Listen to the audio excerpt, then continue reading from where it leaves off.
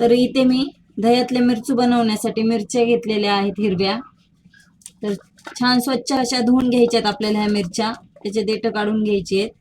तर आता मी ह्या मिरच्या कट करून घेतेय.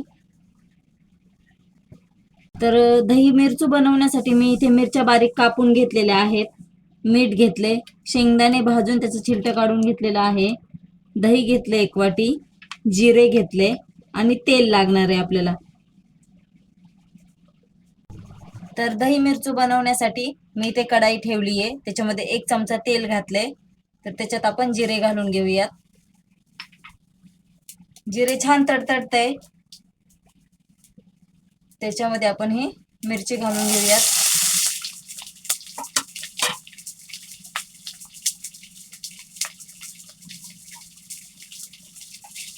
मिरची आपल्याला छान फ्राय करून घ्यायची तेलामध्ये, म्हणजे त्याचा तिखटपणा कमी होतो.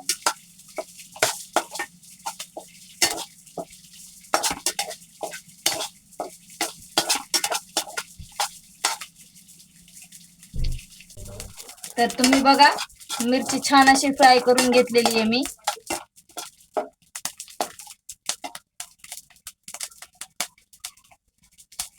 त्याच्यामध्ये आता आपण दही घालणार आहेत.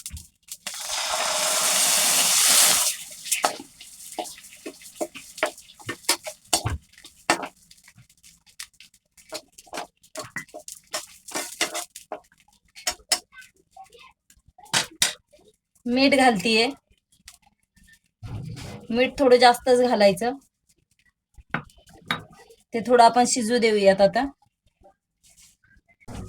तर हे बघा, मी दह्यामध्ये छान अशी मिरची शिजवून घेतली आहे.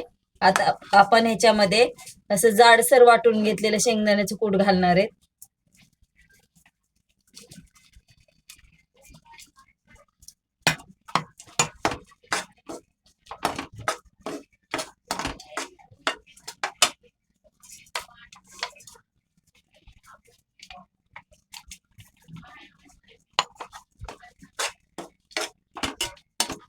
खूप टेस्टी लागतं हे मिरचू, तुम्ही एकदा नक्की तर तुम्ही हे एकदा नक्की बनवून बघा. हे जर आपण प्रवासामध्ये कुठेही घेऊन गेलो तर ते 5-6 दिवस आरामशीर टिकतं, कारण आपण याच्यात अजिबात पाणी घातलेलं नाहीये, फक्त दही घालून शिजवलंय. तर आपण प्रवासामध्ये पण ह्याला घेऊन जाऊ शकतो. तर आता हे शेंगदाण्याचं कूट थोडंसं शिजून घ्यायचंय आपल्याला, थोडं घट्ट झालं की हे काढून घ्यायचंय. तर तुम्ही ही रेसिपी एकदा नक्की ट्राय करा. जर तुम्हाला हे झणझणीत मिरचू आवडलं तर लाईक करा, शेअर करा, सबस्क्राईब करा आणि कमेंट करायला विसरू नका.